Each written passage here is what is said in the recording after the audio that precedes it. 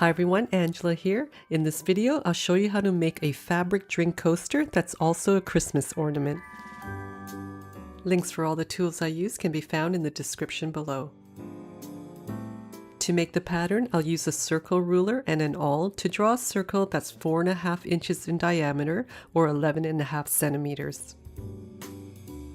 Then at the top, draw a line measuring 1 3/4 inches or 4.5 centimeters so that the ends join to the sides of the circle.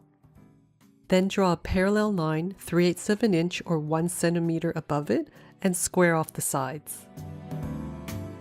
For the top pattern piece, draw a rectangle that's 1.5 inches or 3.8 centimeters long by 2 1/4 inches or 5.7 centimeters wide. Then cut out both pieces with a knife or scissors. If you're planning to make a lot of these, trace it out onto cardboard to make templates. You'll also find a link for this pattern in the description below. To cut 5-inch squares from the fabric and batting, you can use a 5-inch template like I have here with the non-slip silicone grips on the back, or you can make and cut one out on your own from template plastic. Center the main pattern piece onto the template, lining up the top edges, and then use a Sharpie to trace around it. Doing this will allow you to see exactly what pattern will be on the face of the coaster. Cut squares from 2 pieces of fabric and also one from fusible batting that has the glue dots on the back. I'm cutting the 2 top pieces out of this gold lame fabric, but you can use whatever you like. For the top loop, I'm using this gold elastic. This one measures 1/16 of an inch wide or 1.5 millimeters. Cut a length 2.5 inches long for a coaster or 5.5 inches if you're using them for Christmas tree decorations. With the glue side of the batting facing up, place the wrong side of one of the fabric pieces on top, matching the edges all around, and then iron together without any steam. Then turn it over, making sure the top of your pattern is in the right position. Then with the top edges lined up, center that main template onto the batting. Use a marking pen to trace around, or use a Sharpie if it's easier for you to see. Take one of the small top pieces, fold in half matching the shorter ends, and make a crease in the center. Fold your length of elastic in half with the ends together and place in the center of that fabric. Sew a few stitches back and forth close to the edge to keep in place. Then turn it around so that edge is on the bottom, and take the other piece of fabric and place it on top with right sides together.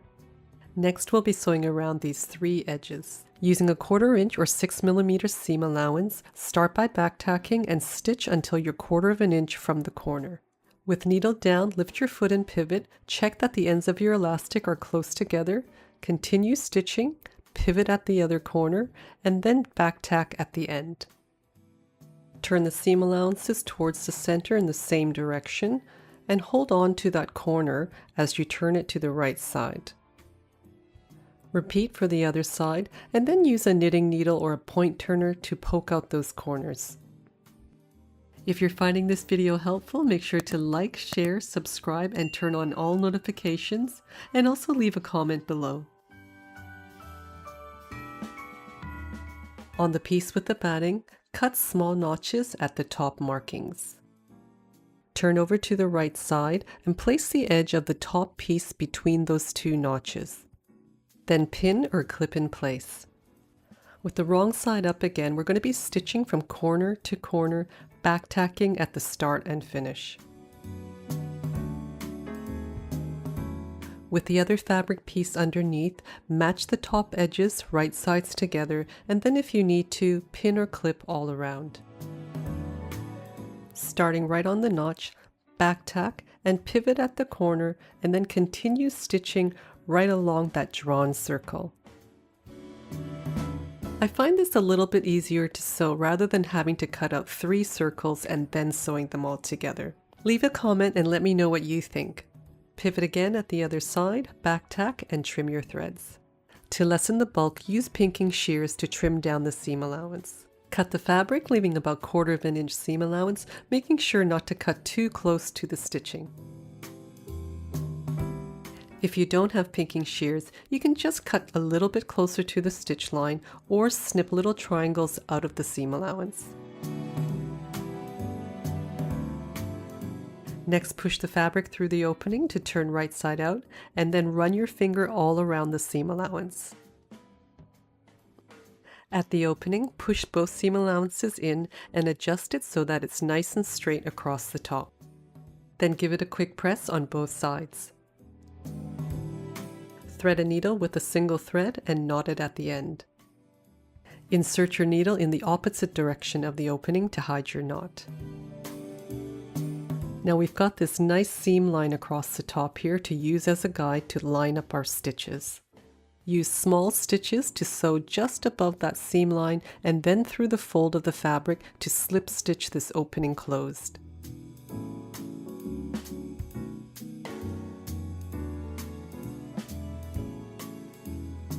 When you get to the end of the opening, make a knot and then stitch through the fabric and pull through to hide it. Have you thought about how to set your table for the holidays? Why not make these festive Christmas tree napkins? Print the pattern at 100% letter size and check the scale, making sure that the square measures an inch on each page.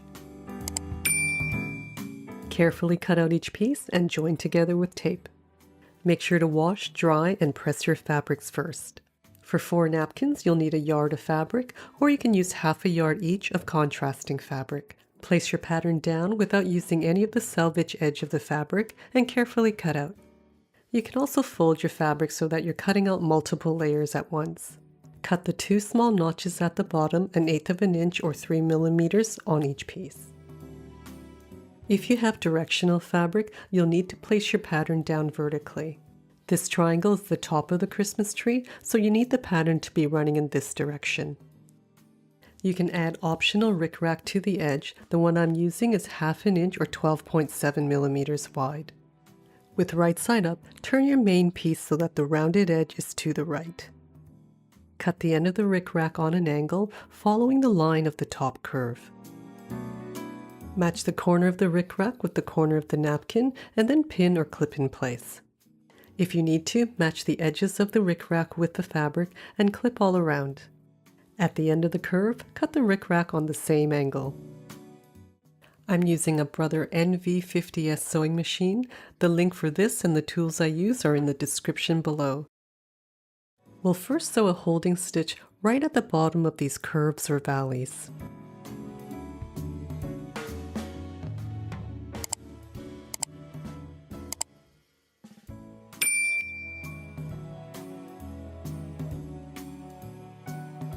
Place this main piece on top of the contrast piece with right sides together, matching the edges and the notches. Clip at the notches and all around. Start by back tacking at this notch, stitch all around and back tack at the second notch, leaving an opening in between. Stitch with a 1/4 inch or 6 millimeter seam allowance. When you get to the corner, stop just before that first stitch line. With needle down, lift your foot and pivot. We now want to stitch just to the left of that original stitch line. This will prevent the first stitch line from showing when we turn it right side out. Next, trim away the seam allowance from both corners on an angle, making sure not to cut the stitching. Roll the straight seam towards you, open up the layers, and press the seams open with your fingernail, or you can use a plastic pressing tool. Go through the opening and turn the napkin right side out. Pull out the rickrack at the corners, adjust your straight seam so that it's right in the middle, and press. Fold the seams in at the opening, making sure it's nice and straight. Give it a press and clip in place. For the curved edge, pull out the rickrack as much as possible and press on both sides. Next, grab a ruler and something pointy like an awl and score along the dotted line on the straight edge. Fold over along the dotted line. Next, score along the 3 dotted fold lines. Now crease along each of these lines, keeping that straight edge folded. Place the pattern on top of the napkin, matching all the edges. Fold along each fold line. Using chalk or a vanishing ink pen, mark a line on the fabric along each edge. Start by back tacking from the end of the opening, stitch to this point, pivot, and about 1/2 inch from the edge, back tack again. Skip over to this next line, back tack 1/2 inch from the edge, stitch up to the point, pivot, stitch down, and back tack again 1/2 inch from the edge. Now I'm stitching in white so that you can see, but make sure to match your threads to your fabric so that the stitch lines aren't obvious. These stitch lines will keep the two layers nicely together, and it'll also make it really easy to fold it into the Christmas tree shape. Turn over to the contrast side, fold along that first stitch line and press. Fold along the next stitch line in the opposite direction, keep the top nice and pointy, and you'll notice that the side just sticks out a little bit. Press along this edge and then fold along the last stitch line in the opposite direction and then give it all a good press. You can also fold this tree the other way, starting with the contrast fabric. You'll notice the bottom curve is nice and symmetrical and not all lopsided. These Christmas tree gift bags come in 3 different sizes. Watch till the end and I'll show you what'll fit inside each one. The link for this pattern and the full tutorial is down on the left and in the description below. Cut out the pattern pieces for the size you'd like to make. In this video, I'm making the medium-sized gift bag. Also cut out the small notches on each piece. Cut 2 of piece A out of your main outer fabric. Because it has a lot of angles, you may find it easier to trace around and then cut out with scissors.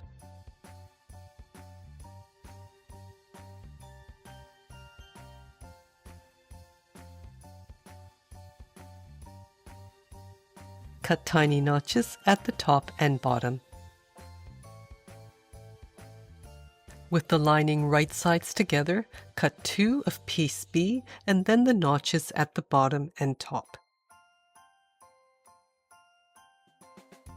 I'm just chalking the notches at the bottom for the opening so you can see. Clip together if you need to. For the top channel, I'm using a gold lame. You can use any contrast fabric. Cut 2 of piece C and the notches in the center. Cut just 1 of piece D out of brown fabric or any contrast fabric and the notches in the center.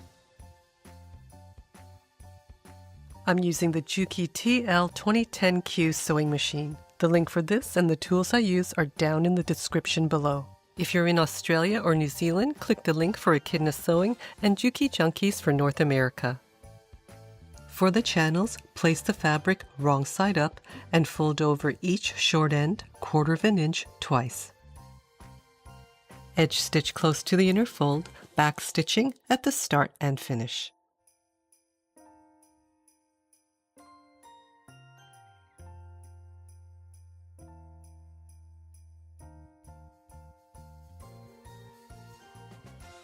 Fold piece D for the trunk in half with right sides together, matching the short ends. Using a 1/4 inch seam allowance, stitch both sides, back stitching at the start and finish. Turn it right side out and use a knitting needle or a point turner to carefully push out the bottom corners. Then center the side seams and crease with your fingers. Center the trunk onto the bottom of one of the outer pieces, matching the notches, and stitch in place close to the edges. Place the other outer piece on top with right sides together, matching all the edges, and clip if you need to. Using a 1/4 inch seam allowance, stitch around the sides and bottom, back stitching at the start and finish. At the outer corners, stop 1/4 inch from the edge. With the needle down, lift the presser foot and pivot.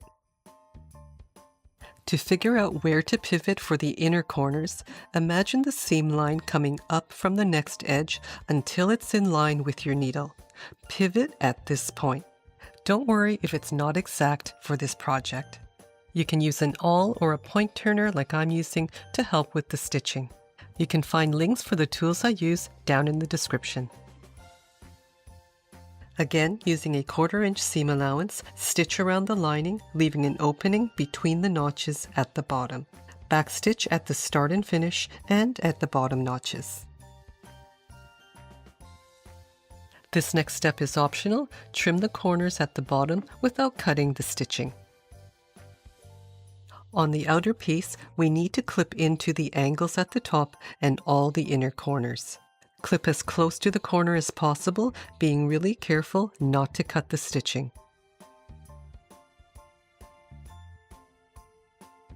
If you're finding this video helpful, make sure to like, share, subscribe, turn on all notifications, and leave a comment below. As always, I'd love to know where in the world you're watching from. You can also show your support by becoming a member or tapping the thanks button down below.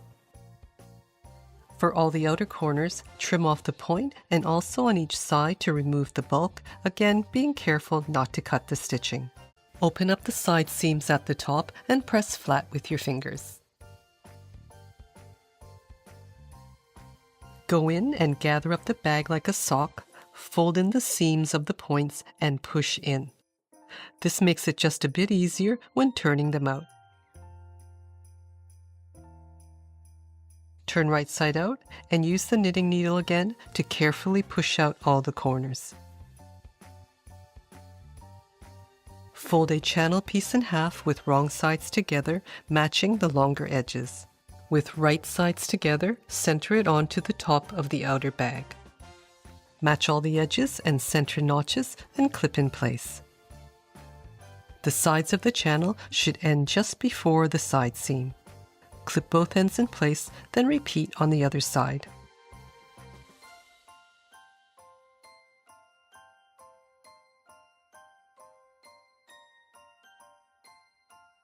With the wrong side of the bag on top, stitch all around close to the edge to hold the channel in place. Make sure to keep the side seams open flat. With right sides together, place the outer bag into the lining. Open flat the lining seams at the top. Match the side seams and the top edges, then clip all around if you need to. Using a 3/8 of an inch seam allowance and the outer bag on top, stitch all around. There's no need to backstitch, just overlap your stitching at the end. From the opening, pull out the bag so that the lining is right side out. Push the corners out of the way and fold in the seam allowances at the opening.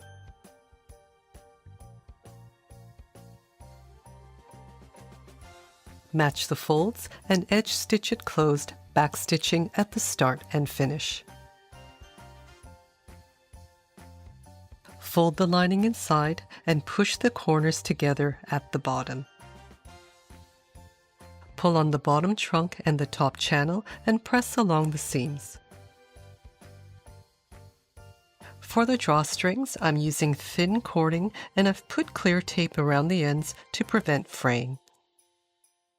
I'm using this type of bodkin to pull it through. You can also use a safety pin or a hairpin. Thread the cord in at one end and go all around so it comes out on the same side.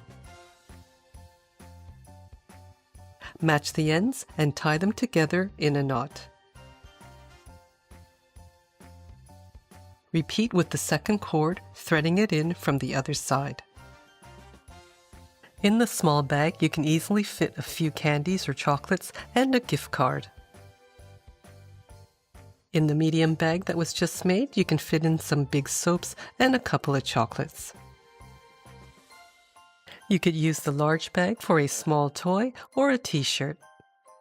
I hope you have fun making these gift bags. Thanks again for watching. Take care and happy holidays. Make the holidays extra special with this handmade standing gift bag.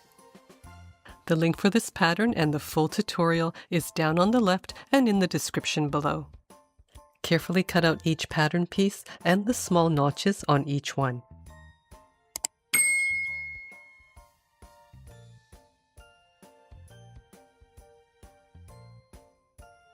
If your outer fabric has a directional print, make sure it's facing the correct way. With the fabric right sides together, place piece A on top with the grain line parallel to the selvage and cut out. Because there are a lot of angles, you may find it easier to trace around the pattern and then cut out. I'm using medium weight fusible interfacing with the glue on one side. Cut 2 of piece A. Now the interfacing is optional. If you're using heavier outer fabric, it may not be necessary. With your lining right sides together, cut 2 of piece B. Cut the notches at the top and sides. Clip together if you need to. For the top channel, I'm using gold lame. Cut 2 and the notches on the sides. With the interfacing, glue side up, place the main piece on top with the wrong side down.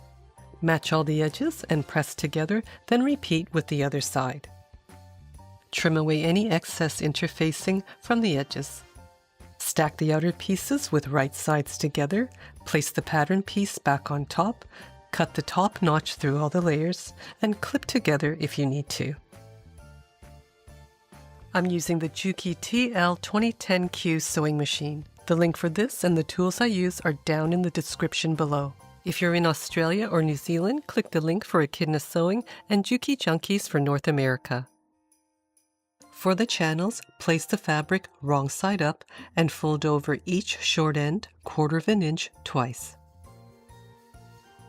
Have the inner fold in line with the left side of the presser foot and edge stitch across, back stitching at the start and finish.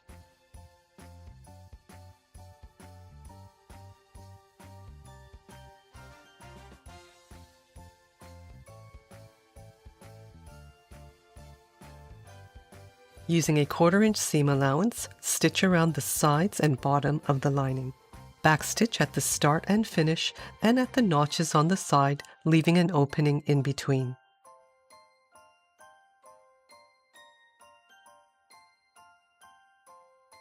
At the corner, stitch right to the very edge with the needle down.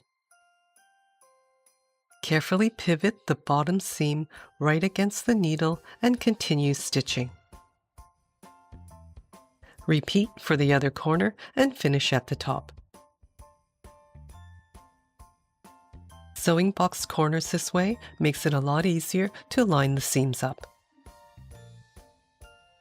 Separate the fabric, pulling it apart to match the edges. Nest the seams so that one faces one direction and the other faces the opposite. Feel with your fingers that the seam lines align and match in the center. Using a 1/4 inch seam allowance, stitch across, back stitching at each end. Repeat with the other corner, but nest the seams in the opposite direction so that the bottom seam stays flat. If you're finding this video helpful, make sure to like, share, subscribe, turn on all notifications, and leave a comment below.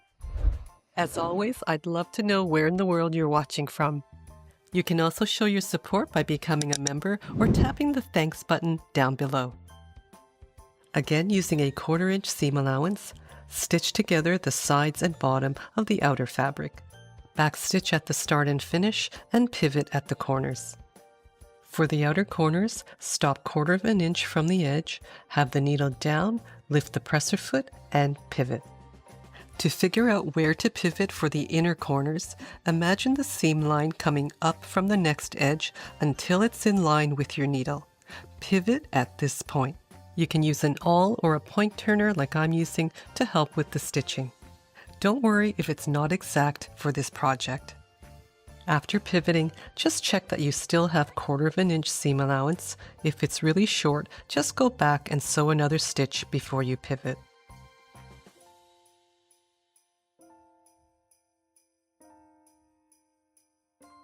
When you get to this short edge, don't pivot at the corner. Instead, stitch straight down to the edge with your needle down. These two edges will make up the boxed corner. Carefully pivot the bottom seam around right against the needle and continue stitching. Repeat for the next bottom corner, pivoting the short side seam against the needle, then stitch all around, finishing at the top.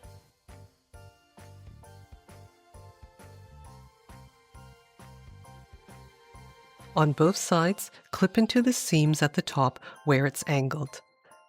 Clip as close to the stitching as possible, being careful not to cut it. For all the outer corners, trim off the tip and then the sides to remove the bulk. Again, trim close to the stitching without cutting it. For all the inner corners, carefully cut right into the point. Also clip into the inner corners at the bottom.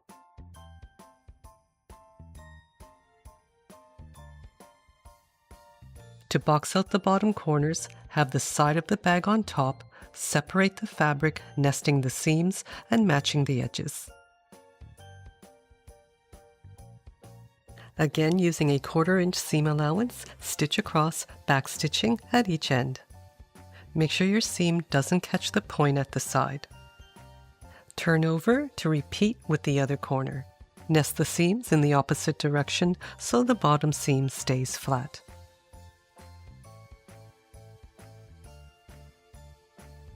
Go in and gather up the bag like a sock, fold over the seams of the points and push in.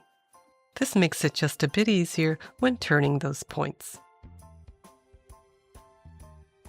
Turn the bag right side out. You can see the seams at the bottom match nicely when using this corner method. Use a knitting needle or a point turner to carefully push out all the corners. Open up the side seams at the top and press flat with your fingers.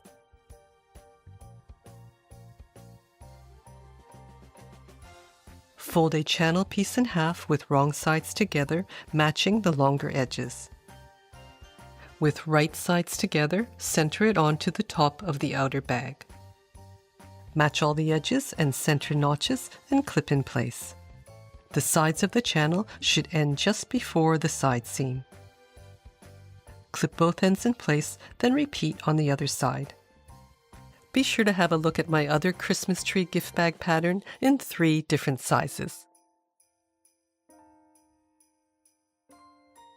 With the wrong side of the bag on top, stitch all around close to the edge to hold the channel in place. Make sure to keep the side seams open flat. There's no need to backstitch. With right sides together, place the outer bag into the lining. Open flat the lining seams at the top. Match the side seams and the top edges, then clip all around if you need to.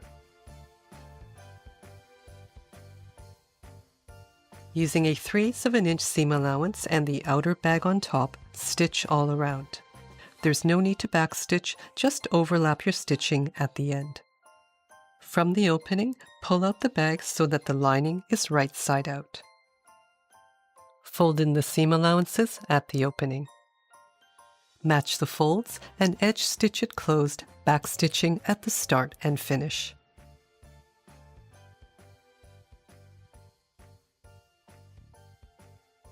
Put the lining inside and push out the bottom corners.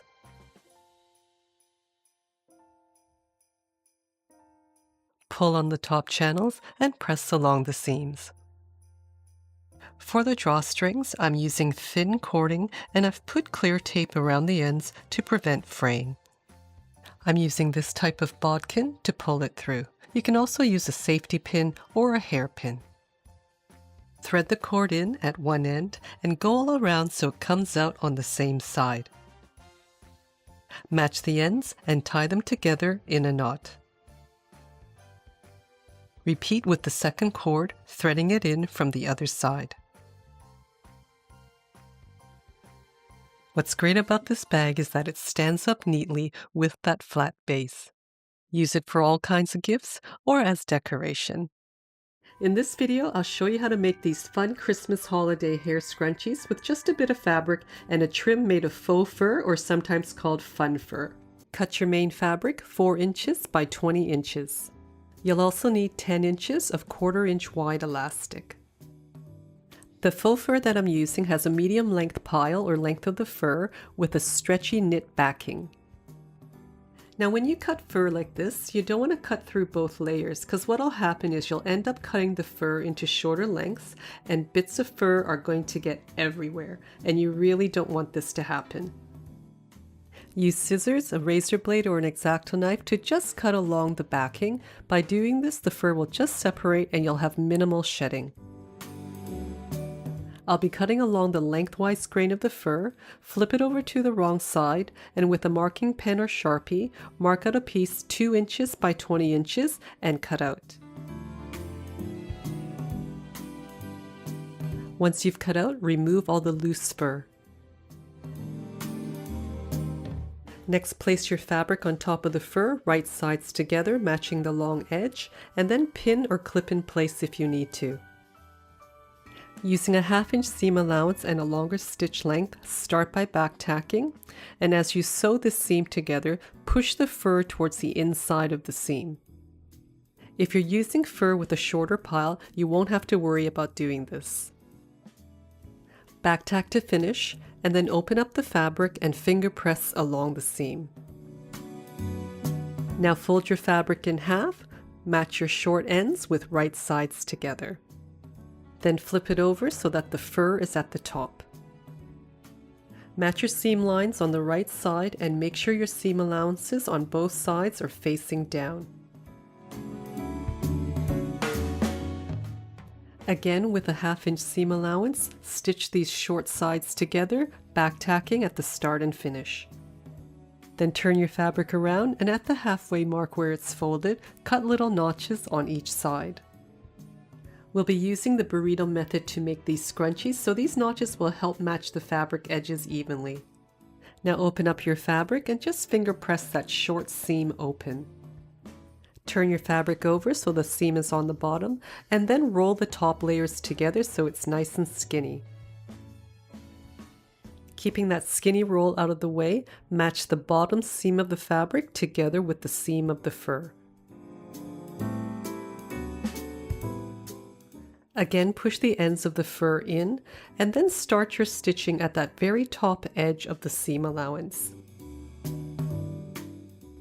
Start by back tacking and continue stitching with a 1/2 inch seam allowance, making sure that that center fabric is out of the way and isn't going to get caught in the stitching. Stitch a few inches at a time, and with your needle down each time, pull that center fabric towards you. Make sure to match those center notches and continue stitching. If you're enjoying this video, make sure to like, share, subscribe, and turn on all of your notifications, and leave a comment below. So here's where we started. We need to leave an opening about 2 or 3 fingers wide, so we'll finish our stitching here by back tacking. So what we have now is a channel in the center. I'm going to grab my clover bodkin, insert the elastic through that opening, and pull it down the narrow end so it stays nice and secure. Insert the bodkin and elastic through the channel, and then squish all the fabric together as much as you can. Release the end of the elastic and remove the bodkin. Tie the ends together like a balloon. Pull the knot nice and tight, leaving the ends about 1 inch long. Find the opening and then pull all of the fabric and elastic right side out.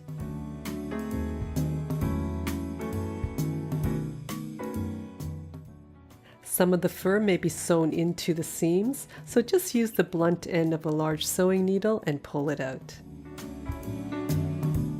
To close the opening, it's best to hand stitch it. Match the seams of the opening together and then just fold the fur out of your way. With a single thread, close the opening with a slip stitch. Make sure to catch a bit of the backing of the fur and then the fold of the fabric with each stitch. Now please keep in mind you don't have to use this exact type of fur. You can use something different such as Sherpa, or even use minky fabric as the trim.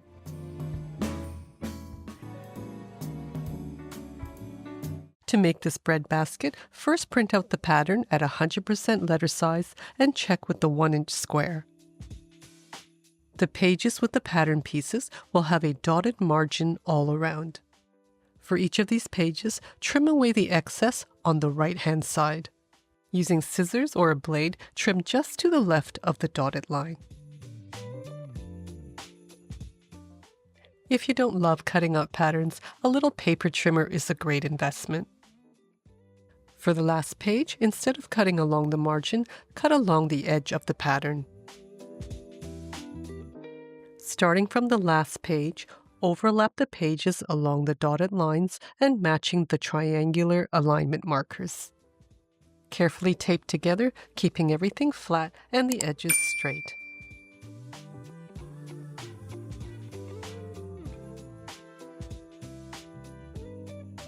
Once done, cut along the straight edges of the side piece.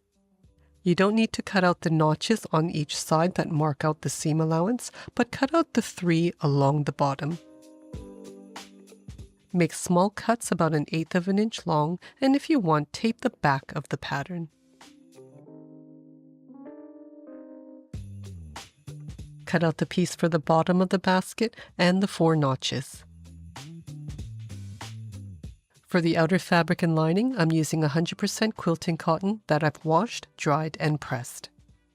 Cut 2 sides for the basket. If you have directional fabric, make sure the notches are at the bottom of the pattern. Then cut out 2 bottoms for the basket. Use heavy, non-woven fusible interfacing to stiffen up the basket and give it some body.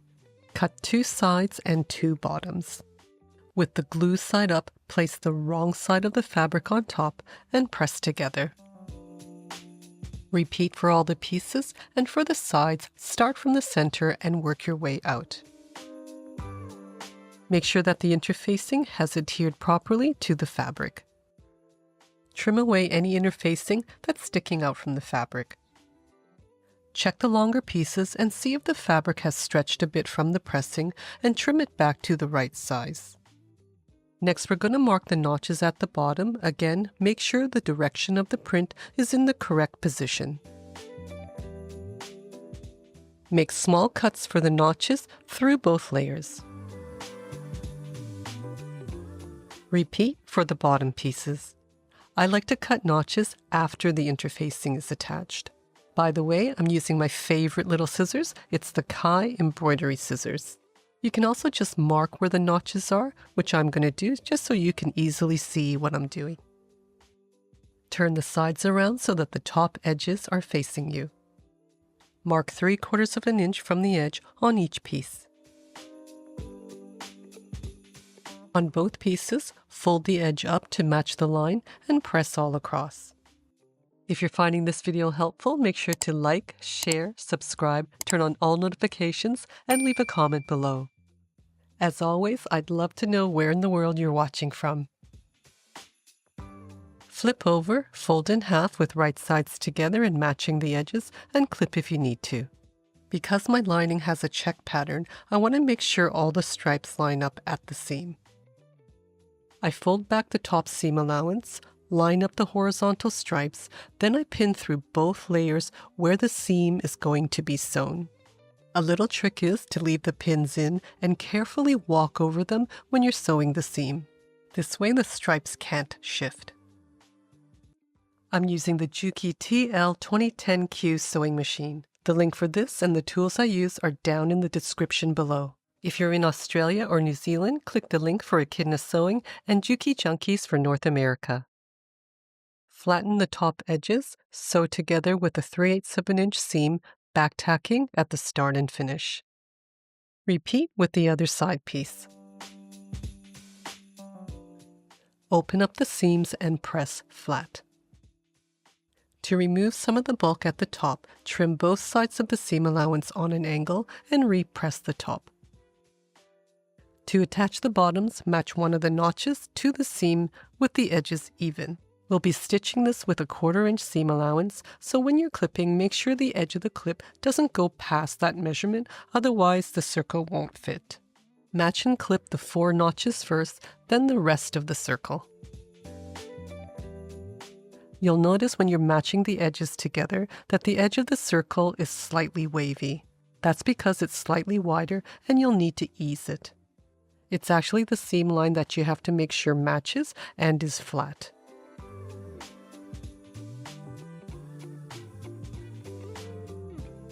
I'm going to sew each of these differently. For this first one, I'm going to sew it with the circle on top. Use a 1/4 inch seam allowance, and there's no need to back tack. Just overlap about an inch at the end to finish. Put your hand inside the basket so that you can easily maneuver the bottom fabric. Sewing circles can be tricky, so just go slowly and concentrate on about an inch at a time. At some point, you'll get so good at it you won't need any clips or pins. Finish the seam with an overlap, and you can see how the edge is eased in and the stitch line is nice and smooth without any pleating. For the second method, instead of sewing it with the circle on the top, I'm going to sew it with the side on the top. First, squish down the side so that it's easier to manage. You may find this method easier because the feed dogs underneath kind of ease the circle for you. Again, stitch all around with a 1/4 inch seam allowance, making sure the edges stay even. Let me know down in the comments which method you prefer. This next step is optional, but it does give the basket a better finish. Put the two bottoms together, matching at the seams, put a few clips all around, then flatten it down. Stitch together all around, just slightly to the right of the original stitching.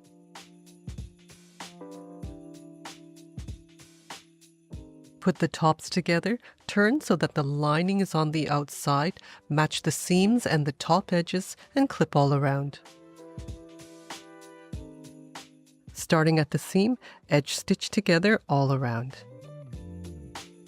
Have the top edges in line with the right side of the foot. Back tack at the start and finish.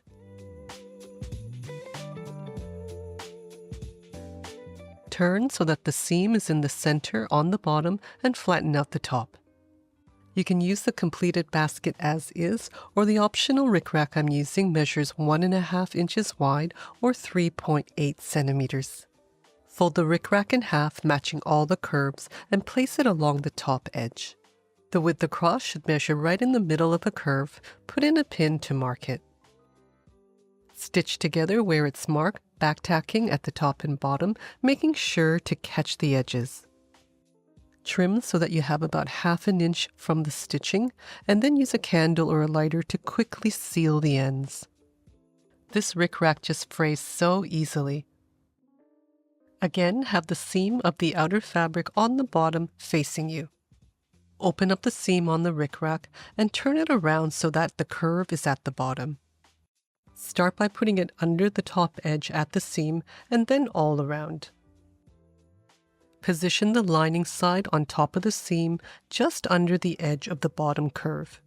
Then tuck in and hide the edges on both seams and clip in place. Pull the top out in half and clip the other side. Continue clipping all around, making sure the edge of the basket is just underneath the bottom edge of the rickrack. Change both threads to match the rickrack color. Starting from the seam, edge stitch all around, back tacking at the start and finish. At the seam, flip over to the lining side and edge stitch the bottom curve of the rickrack while tucking in those raw edges. You can also sew this part by hand if you don't want the stitching to show on the other side. If you're not using directional fabric, this basket is actually fully reversible. To make this little gift bag, I'm cutting out two 9.5 inch squares out of quilting cotton. Put right sides together, and then on one side place pins or clips about 3 inches apart in the center. We'll start by back tacking here, stitch all around, and then finish by back tacking here. Stitch with the 3/8 of an inch seam allowance. When you get to the corner, stop 3/8 of an inch from the edge, have your needle down, lift your foot, and pivot. Lower the foot again and continue stitching, finishing at the other clip.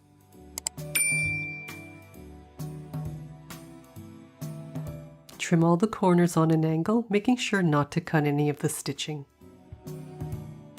On each side, pull apart the layers and spread apart the seams. Use the point of the iron to only press the seams open flat. At the opening, make sure to press the seam straight and even. Turn right side out, and then use a point turner or knitting needle to carefully poke out all the corners. Adjust all the side seams so that they're right in the center, and then press all around. This red side will be the petals, so we need to fold up all the corners so that it's 3 inches on each side from the point. An easy way to check that is to use the corner of a template. Press along the fold and repeat for all the corners.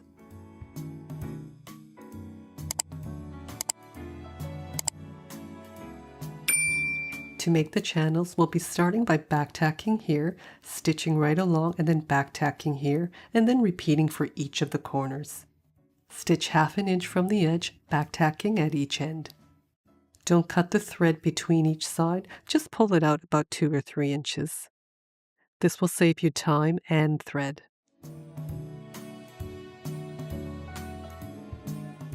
Once done, trim all the threads. Next, we're going to sew together these side edges. Fold in half with the outer fabric together. Match at the corners and the outer edges. We'll start the edge stitching below the corner down to just before the fold at the bottom. We don't want to catch and close up any of the channel opening. Stitch 1/8 inch from the edge, backtacking at the start and finish. Repeat for the other sides, and again, don't cut your thread in between. For the drawstring, I'm using 1/4 inch wide ribbon. Cut 2 lengths 25 inches long. Open up the bag to the right side, and you can see we didn't catch any of the channels. Push out all the corners and it should look like a little tray. Use a bodkin or a safety pin to secure the end of the ribbon. Start by threading through this channel, go around and come out this channel. Match the ends and then tie together in a knot, leaving about a 1/2 inch tail. Now starting at the opposite end, thread the ribbon through just like before and finish with a knot. You can also cut the ribbon ends on an angle. Fill the bag with goodies, pull tight, and tie a bow to close.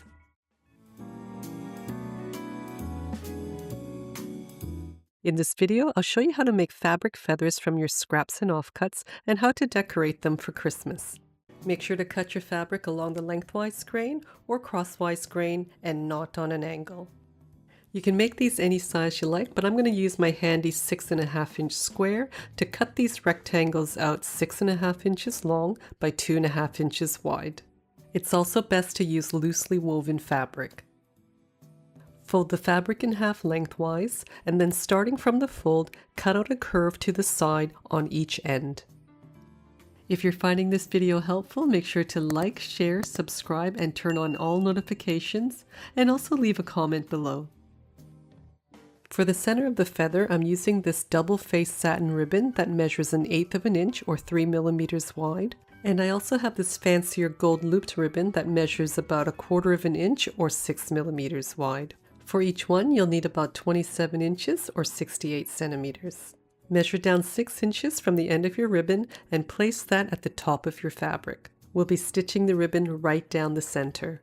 Start by backtacking, and you may need to pull on the ribbon from behind to just help guide the fabric through.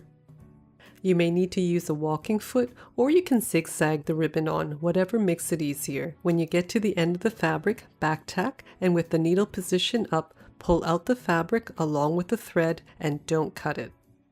Turn the fabric and ribbon onto the other side, leave about 1.5 inches or 4 centimeter long tail at the bottom. We're now going to stitch the ribbon down the center on this other side. Start by backtacking right at the edge of the fabric and make sure to place your ribbon right on top of the previous stitching. Again, hang on to the ribbon from behind to help guide the fabric through. Bacttack at the end of the fabric, cut the ribbon the same length as the other one, and trim all your threads. Then I'm sewing it exactly the same way with the fancier ribbon. Now to turn this fabric into a feather, you want to just rough up that top edge a little bit to expose the vertical threads. What you want to do now is pull out all of the vertical threads, leaving the horizontal threads that are attached to the ribbon. I find the best way to do it is to pull the threads out and then upwards. If you try to pull it all down or pull too many at the same time, it gets all tangled up. Pull out all the threads until you get to the center spine and then repeat on the other side. You may need to use a pin or seam ripper to help guide the thread out. At this point, when you pick it up, you'll see that it tends to twist, so just give it a quick press with the iron to eliminate that. At this point, it can be used as a hanging ornament by tying a knot at the top, or make it a bit fancier by adding a bow. Just hand stitch it to the ribbons on the back. You can find my tutorials on how to make bows here. For the finishing touch, I just threaded a bell through each ribbon and tied a knot at the top to secure it in place.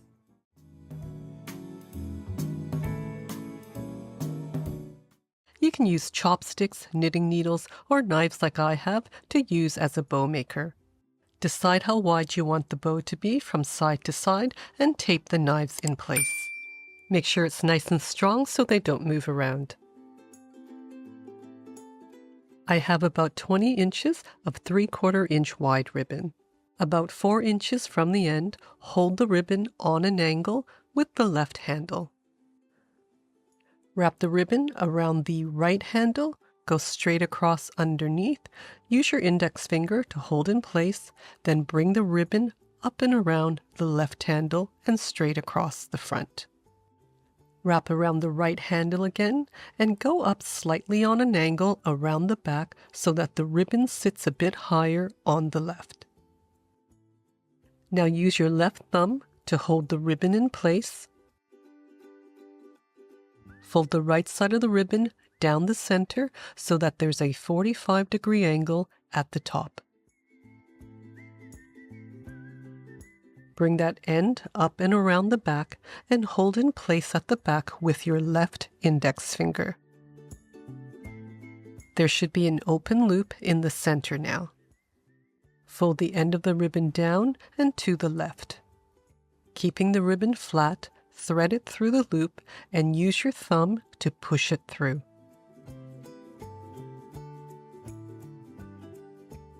Pull the end to the right a little bit and notice that nothing's twisted in the center. Use your left hand to hold the center in place, then fold each side of the ribbon in half with the edges together before pulling the center tight.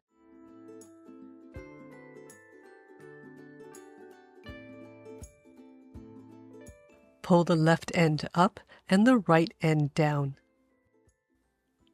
Then push the center knot up with your left hand while pulling down the right end.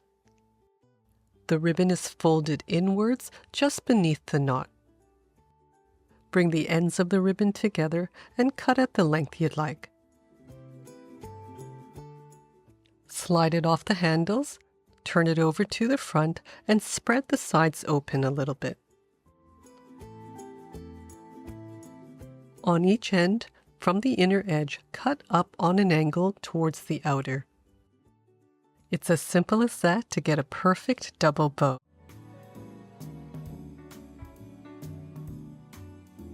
In this video, I'll show you a quick way to make a double bow with 2 different ribbons.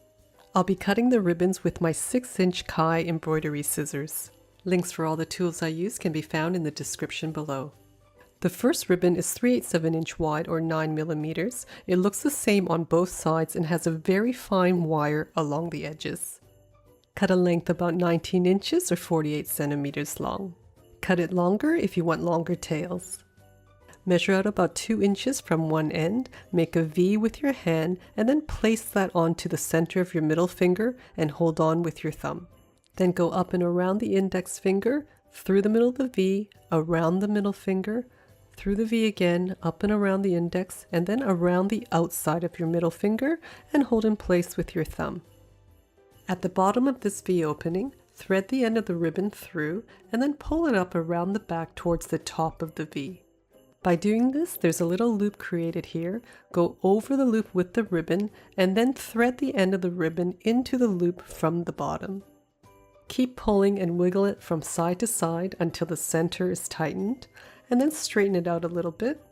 Pull down the other side and keep pulling on both ends until the center is nice and tight. Then put your fingers together and gently slide it off. Adjust and neaten up the top of your bow and then cut the tails on an angle to the length that you'd like. Next, I'm using a 1 inch or 2.5 centimeter wide ribbon that's the same on both sides, but this time I'm going to cut it 20 inches long. Measure about 3 or 4 inches from the end, and then start wrapping around your fingers the same way, but this time when you come around that middle finger, just tuck the ribbon underneath before continuing. Wrap the ribbon around exactly the same way, you'll just have to overlap it on your fingers a little bit. If you're finding this video helpful, make sure to like, share, subscribe, and turn on all notifications, and also leave a comment below. To finish the ends, fold the ribbon in half lengthwise, and then cut it on an angle, making sure that the folded edge is shorter than the outer edge. And this will give you a nice dovetail. Hi everyone, Angela here. Print out the pattern at 100% letter size and check the 1-inch square on each page. Carefully cut out each piece and all the notches where indicated. I'm using quilting cotton for this project that I've washed and pressed. Do not use any of the selvage edges when cutting out your pattern pieces. With the grain lines parallel to the selvage edges, cut out all the required pattern pieces and clip the notches. For the white contrast, I'm using nursery fleece for the soft furry texture. You can also use cotton or flannel. We also need some lightweight, non-woven fusible interfacing with the glue dots on one side. You'll need interfacing for the back piece. On this back pattern piece, you'll see 4 marks for the button placements. With the glue side down, place the interfacing on top of the pattern and trace the marks. Now with the glue side up, place the wrong side of the back piece on top and press together. For the fasteners, I'm using a pair of large magnetic handbag buttons. Pull them apart and then separate the flat base with the holes from each piece. Center the base on each mark and then mark out the side slits. Then use a utility knife or scissors to cut out those small slits.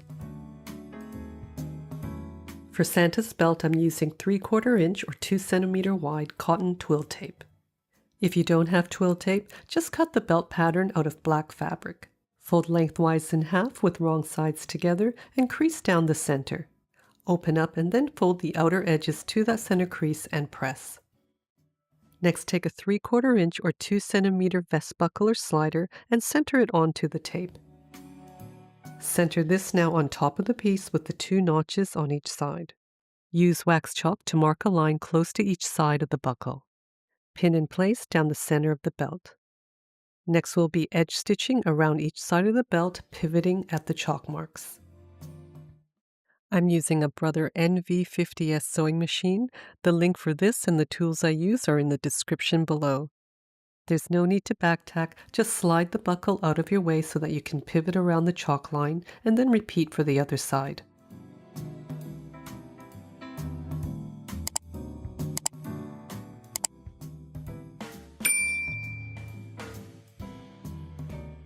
With right sides together, match the edges of the white strips to the red at the top and bottom and clip in place. Stitch down both sides with a 3/8 of an inch or 1 centimeter seam allowance, back tacking at the start and finish.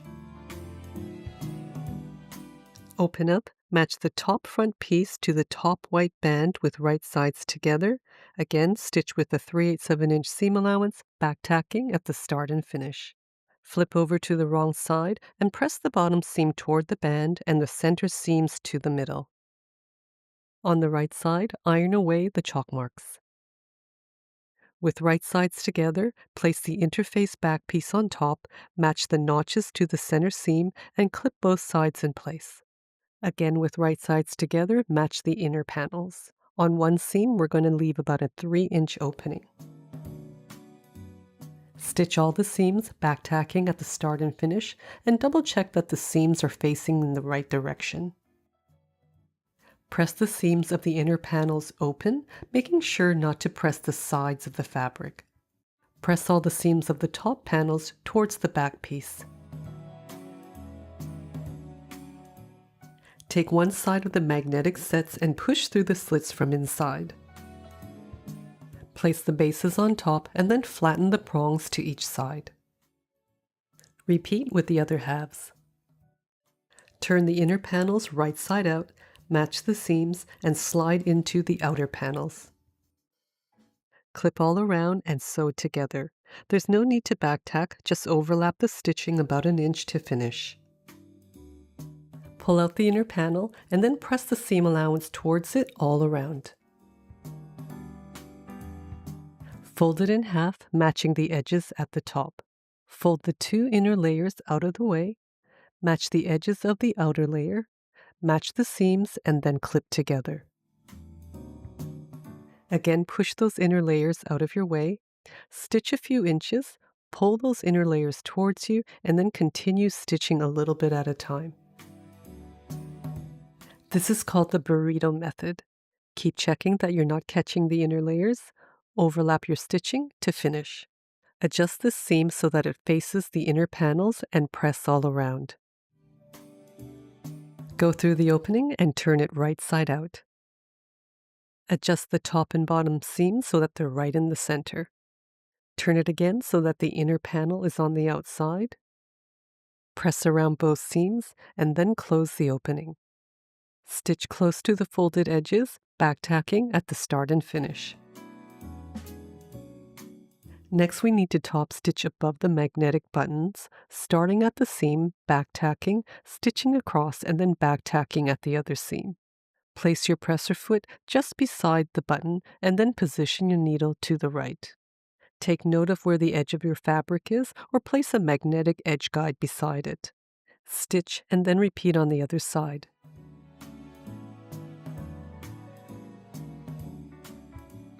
To make the elf topper, match notches right sides together, the white center with the green sides. Clip, stitch together, and then press the seam allowances towards the center.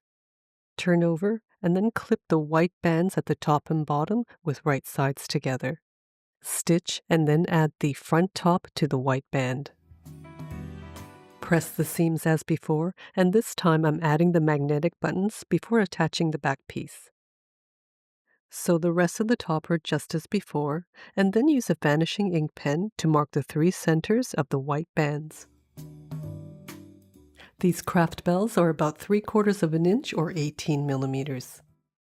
Cut a long length of thread, fold in half, thread the fold through your needle so that you have 4 strands, and knot them together at the end. From inside, thread your needle through the first mark and pull through. Thread your needle through the shank of the bell, and then place your needle about 1/4 of an inch or 6 millimeters above the mark and pull through slowly, making sure not to twist the thread. Stitch through the center of the mark again, through the bell, and then through that top stitch again. Do this one more time, and then on the inside, sew a couple of knots by making a loop and then sewing through it. Repeat these steps for the other 2 bells. What's great about these toppers is that you can use any size tea towel with them and change them when you need to. With the bottom of the front here, flip the towel over to the wrong side. With the magnet side up, place the bottom of the topper towards the center of the towel. Fold the sides so that it's slightly narrower than the topper. Pull the towel through and adjust it to however long you want the front. For the larger towels, just make a couple of extra folds, and if you don't want to fold it, you can just gather the towel in. Slip the back of the towel behind the bar, and it easily clips into place with a pretty good hold. Thanks again for watching. Make sure to check out my video up next. Hi everyone, Angela here. Whether you have a standard 9 by 13 inch, a larger deep dish, an 8 by 11 inch or smaller, this quilted casserole carrier will work with just about any size. Print out all the pattern pieces and then check them with the 1-inch square. Links for this pattern and the tools I use can be found down in the description below. Cut out the pattern pieces and also cut out the small notches. Join pieces A to F together, then G and H, and then pieces I to P together. You should have 2 notches on each side and also at one end. For the top and bottom of the base, I'm using 100% quilting cotton. Cut out 2 pieces along the lengthwise or the crosswise grain. It doesn't matter which direction you cut out your fabric, as it's going to be quilted. I'm using my Kai embroidery scissors to cut out the notches.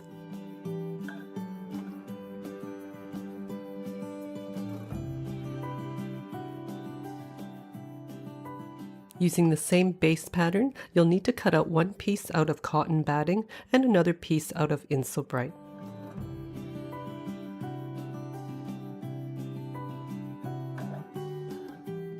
For the ties, I'm also using quilting cotton, cut out 4 pieces. For the tie ends, cut 2 out of Insulbright and 2 out of cotton batting. For each tie, sandwich 2 pieces of fabric with right sides together between an Insulbright and a cotton batting end. Match all the edges and clip the sides. I'm using a Brother NV50S sewing machine. The link for this and the tools I use are in the description below. Using a 1/4 inch seam allowance, stitch the sides, back tacking at the start and finish, and pivoting at the top corner. If you're finding this video helpful, make sure to like, share, subscribe, turn on all notifications, and leave a comment below.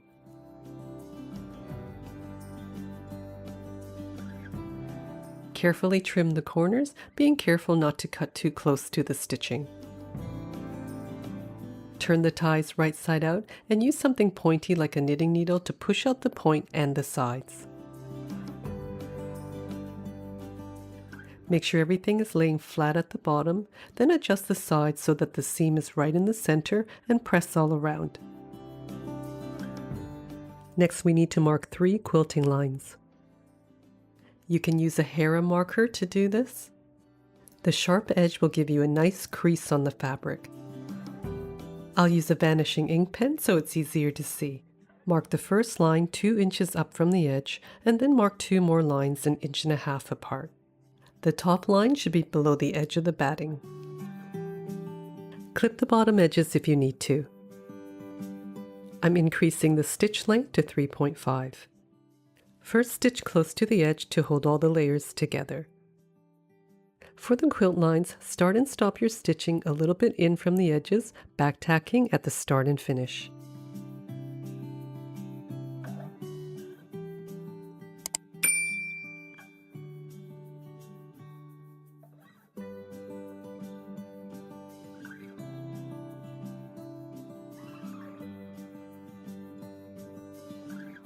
Next, fold the ties in half lengthwise, matching the side edges.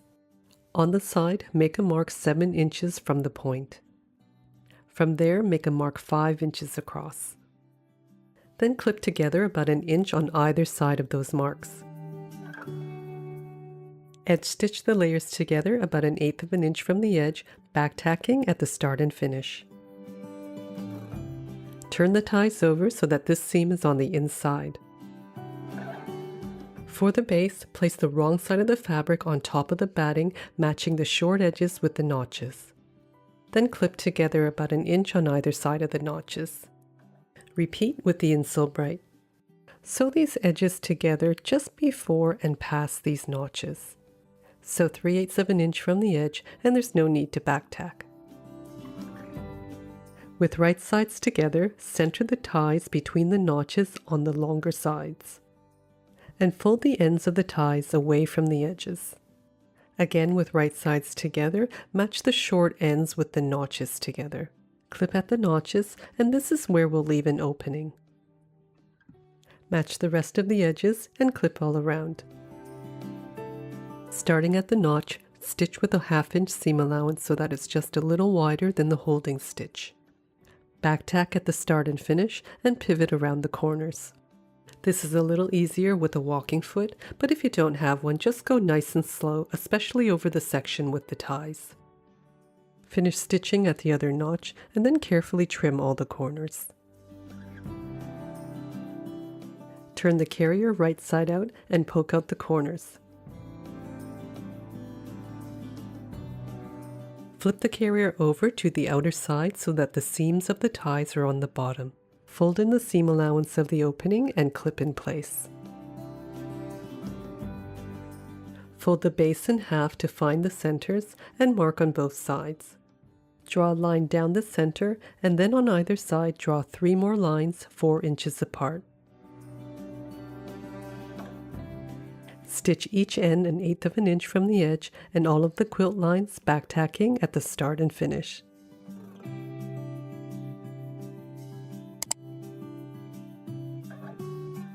Cut 2 sets of 1-inch wide Velcro or hook and loop tape 3 inches long. Have the underside of the carrier and the seams of the tie facing up. Measure in 1.5 inches from the side and 1/2 inch up from the bottom. From there, draw a 1-inch line across towards the center. Then draw a 3-inch line 1.5 inches in from the edge to that first point. Repeat in reverse on the other side. Place the outer edges of the hook side of the tape along those marks and pin in place. Now bring the other end over to the top side. This time measure 3 inches up from the bottom and 1.5 inches in from the side. Again, draw a 1-inch line across, a 3-inch line down, and then repeat in reverse on the other side. Place the softer loop sides on these marks. Adjust the stitch length back to 2.5 and then stitch each piece close to the edge, back tacking at the start and finish.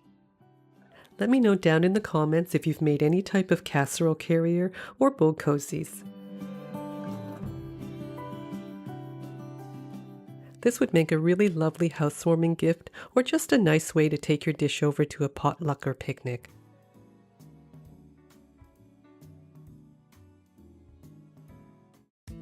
Hi everyone, Angela here.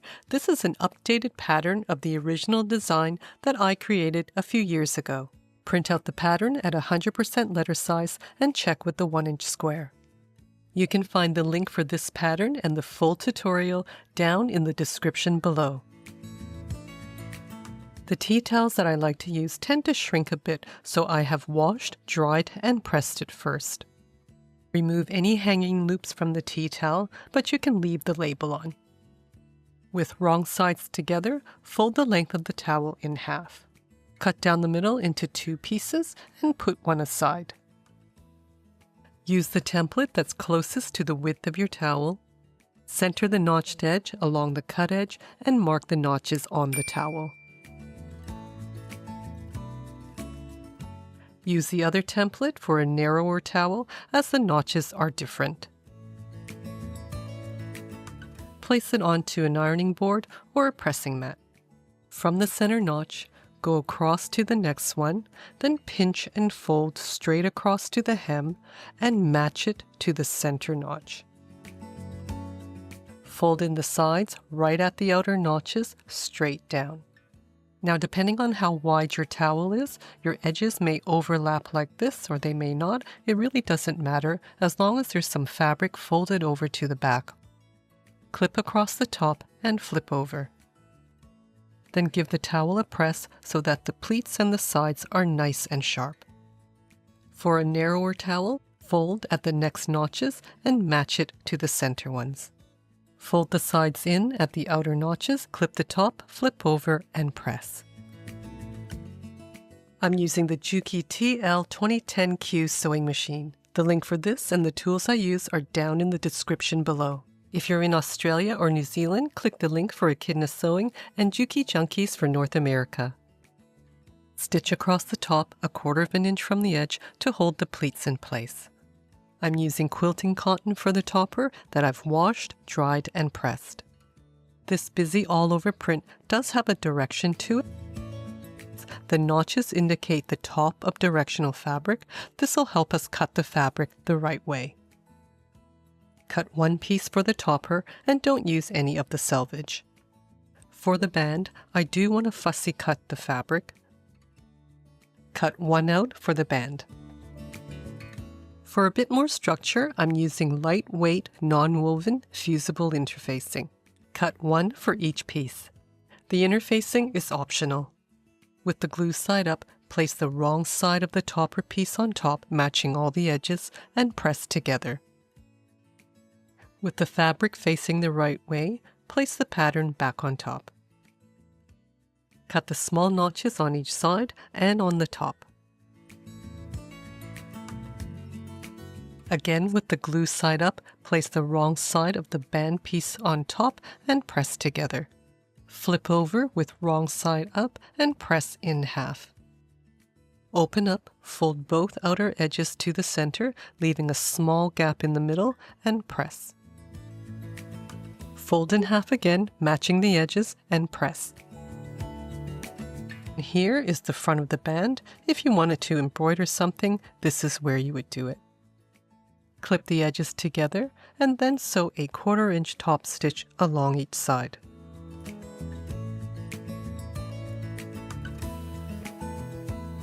And with the two edges at the bottom of the band, place the side of it between the two notches and clip in place.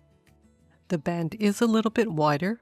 Clip this other side in place between the two notches and just push down the extra fabric out of the way. Stitch both sides close to the edge to keep the band in place. At the bottom of the band is where we're going to fold the topper in half, nice and tight, matching all the edges. With a 1/2 inch seam allowance, start with the back tack and then stitch about 1/2 inch past the notch and the edge of the band and back tack to finish. Flip over and repeat on the other side. Open up the topper with the notched edge on the right-hand side. Center the towel on top with the right side facing up. Clip the center. Roll up the towel tightly as small as possible just past the stitch sides. Bring up the other side of the topper, matching all the edges, and then clip all together. With a 1/2 inch seam allowance, stitch across. There's no need to back tack. Fold both sides tightly over the edge of the towel and then stitch right over the previous stitching about 1 inch. Skip over and repeat on the other side.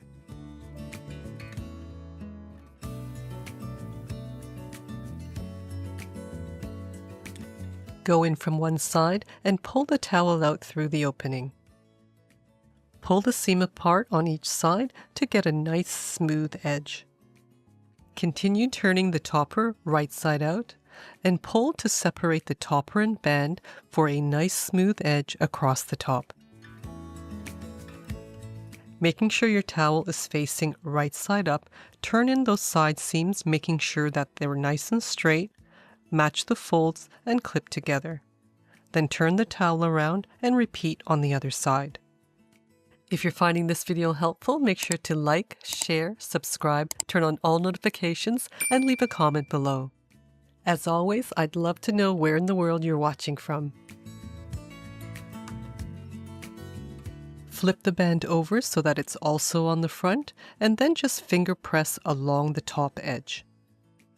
We'll be starting the top stitching at the center of this top edge. First, we just need to move the band out of the way. Starting with the back tack, top stitch 1/4 inch from the edge and stop just before the side. Pivot and now edge stitch until you're 1/4 inch from the bottom edge of the topper. Stitching closer to the edge on the sides will close them nicely. When you're 1/4 inch from the edge, pivot and top stitch across this edge. When you're close to the side, pivot and edge stitch up this other side. Keeping the band out of the way, when you're 1/4 inch from the top, pivot, top stitch across, and finish with a back tack at the center. The back tacking is hidden behind the band. The sides are closed really nicely, and both corners are as neat as you can get them. To hang the towel, have the front facing you and the band on the back. Fold the top over your bar, then place the bottom of the towel through the loop and pull down until the band just covers the seam. To easily remove, grab the band and pull down. This is a variation of my modern hanging tea towel design. My original design has a pleated front with the sides folded to the back. If you have a tea towel that's a bit thicker or narrower or has a design on the front that you don't want to lose, you may not want to pleat it. Cut the towel in half like you would for the original so that you can make 2 hanging tea towels, and just fold the sides to the back with the pattern centered in the front. Check that it measures the right width and clip the layers together. You can find the link for my original towel pattern below this video and down in the description. The next variation is for the front band. I want to add some trim, so from this scrap piece of fabric, I'm cutting 2 1-inch wide bias strips. With wrong sides together, fold in half, matching the edges, and press. Instead of using 1 large piece for the band as shown in the pattern, we'll use 2 smaller pieces and also add interfacing. With the glue side up, place the wrong side of the fabric on top and press together. You can make the band as wide or as narrow as you like. With right sides together, place one of the bias strips on top of one of the band pieces. Match all the raw edges and stitch together close to the edge, then repeat on the other side. There's no need to backstitch. Trim the extra binding on both ends. Place on top of the other piece, matching all the edges with right sides together. Stitch both sides with a 1/4 inch seam allowance, backstitching at each end. Carefully turn right side out and then press the seams flat on both sides. With these 2 slight variations, you can continue making the towel following the original instructions. These towels are great as gifts, and the design is simple to make without any need for buttons, snaps, Velcro, or ribbon. To hang, face the front towards you with the band at the back. Fold the top over your bar, slip the bottom of the towel through the loop, and pull down until the band covers the seam. To remove, just grab the band and pull down. Tap the product links below to get the original PDF pattern with written instructions. Thanks again for watching. Take care and happy sewing.